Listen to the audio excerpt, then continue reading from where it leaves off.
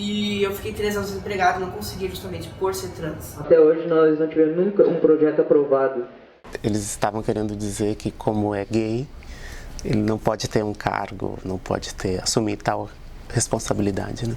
Não é que nós sejamos marginais, nós fomos marginalizadas, né? O básico é fazer que o ambiente de trabalho seja acolhedor. Para a população trans, os problemas que surgem após a mudança de gênero são ainda maiores que durante a fase de autorreconhecimento como pessoa trans. Os desafios surgem por toda parte. Preconceito se manifesta em casa, na escola, na universidade e, por fim, no mercado de trabalho. Vincent é estudante de psicologia na URGS. Em paralelo, coordena a ONG Somos, formada por um grupo de ativistas que lutam por direitos LGBT e colaboram em pesquisas nacionais.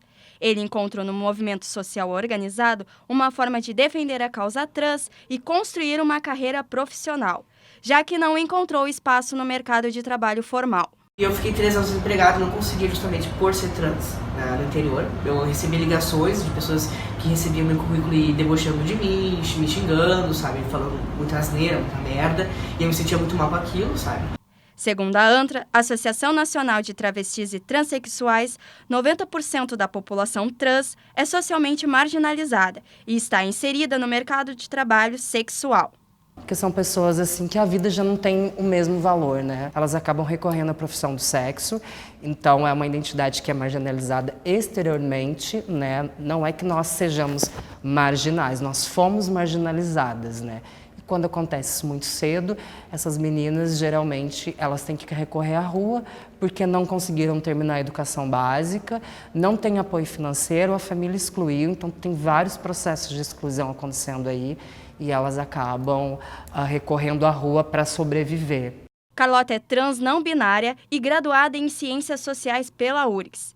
E uma das poucas pessoas trans que conseguiu acessar um mestrado e ocupa o espaço acadêmico para construir conhecimento e modificar a realidade que vive na pele. A escola é a primeira instituição, não sei se é a primeira ou a segunda, mas a escola e a família como instituições sociais são as instituições que contribui para esse processo de exclusão e a escola para esse processo de evasão das travestis e das pessoas trans, né, por várias questões assim estruturais, se a gente for pensar, né, que a gente vive numa sociedade que é fundamentada na heteronormatividade. Então, assim, na heterossexualidade compulsória, espera-se que as pessoas sejam heterossexuais, né, na sua identidade sexual, e também que elas sejam pessoas cisgênero, né? Então, quando você é uma pessoa transgênero, você já começa, seu próprio corpo, assim, ele já ele tem um outro status de valor, né? As dificuldades no mercado de trabalho começam antes, já na preparação profissional. Quase 20% dos estudantes da rede pública brasileira não gostariam de ter um homossexual, travesti, transgênero ou transexual como colega de aula. Os dados divulgados em 2015 revelam que a rejeição é maior entre os meninos, atingindo 31,3%. Entre as meninas, o índice baixa para 8%. Tinha todo um sistema de adultos de referência me dizendo que eu era uma menina, que eu tinha que ser da fila das meninas, etc. Fui no psicólogo, toda aquela coisa assim de, né, como se eu tivesse alguma coisa errada comigo. E isso deixou esse recado de que, não, peraí, eu não posso dizer isso, né? Veio com uma repressão de dizer que aquilo não poderia fazer sentido, dizer que eu era homem. O preconceito vivenciado no ensino básico se reflete na permanência dos transexuais no ensino superior. Segundo o mapeamento realizado pelo ANTRA em 2017, só 0,2% do grupo trans estão na universidade. A mesma pesquisa registra que 72% não têm ensino médio e 56% não conseguiram completar o fundamental. Então, eu comecei a minha transição, foi em 2013, e eu estava durante a graduação da licenciatura em Educação Física. Hoje, já formado, Eric se prepara para o mestrado, também na URGS. Sempre trabalhou como bolsista na universidade e a trajetória acadêmica foi a alternativa que encontrou, com o apoio da família, para buscar espaço no mercado de trabalho. Além de ativista, é criador do coletivo Homens Trans em Ação no Rio Grande do Sul. Para a gente produzir novos olhares, não só como um trabalhador, mas também como alguém que produz conhecimento. Então, para isso, tu tem que ir para mestrado, doutorado. Nisso a gente pode mudar como o conhecimento é produzido atualmente e também ter uma qualificação diferenciada no mercado de trabalho. Eduarda conquistou seu espaço antes de fazer a transição de gênero. Formada em Direito, entrou no Tribunal Regional Eleitoral do Rio Grande do Sul há 15 anos, através de concurso público. Com os meus amigos fora do trabalho, que já estavam acompanhando há bastante tempo, né? Então foi tudo tranquilo, sempre tive apoio.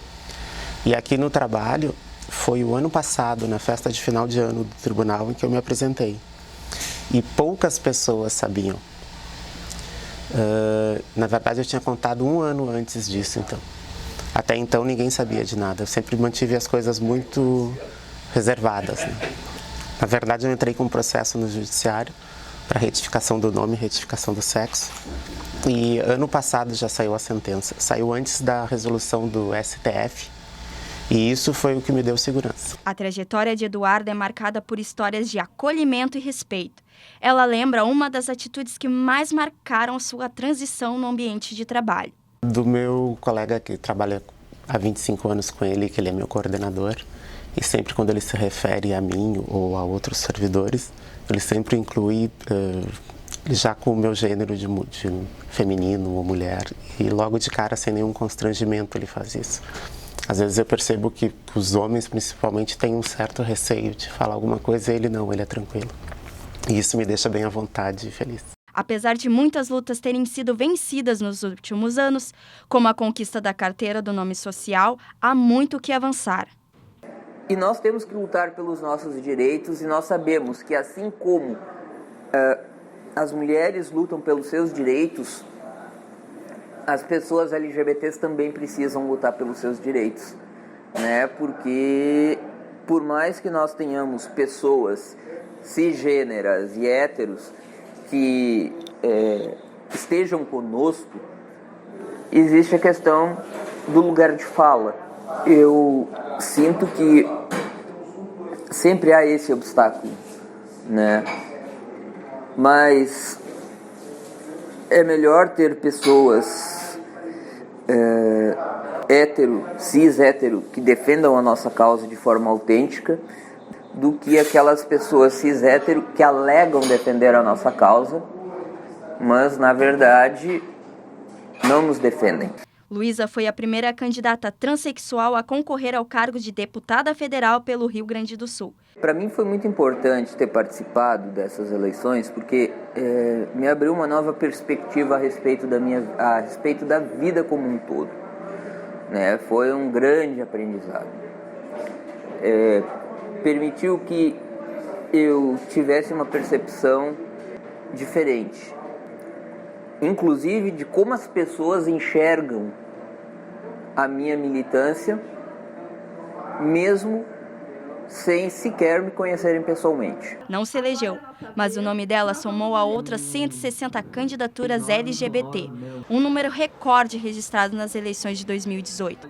Os dados são da Associação da Parada de Orgulho LGBT de São Paulo. A importância é que a gente acordou e a gente começou a perceber que a gente tem que lutar também dentro das instâncias de decisão. Além disso, nós estamos vivendo um momento político muito grave no Brasil. E a militância agora ela é cada vez mais necessária e a gente não pode se render. Pelo menos não facilmente.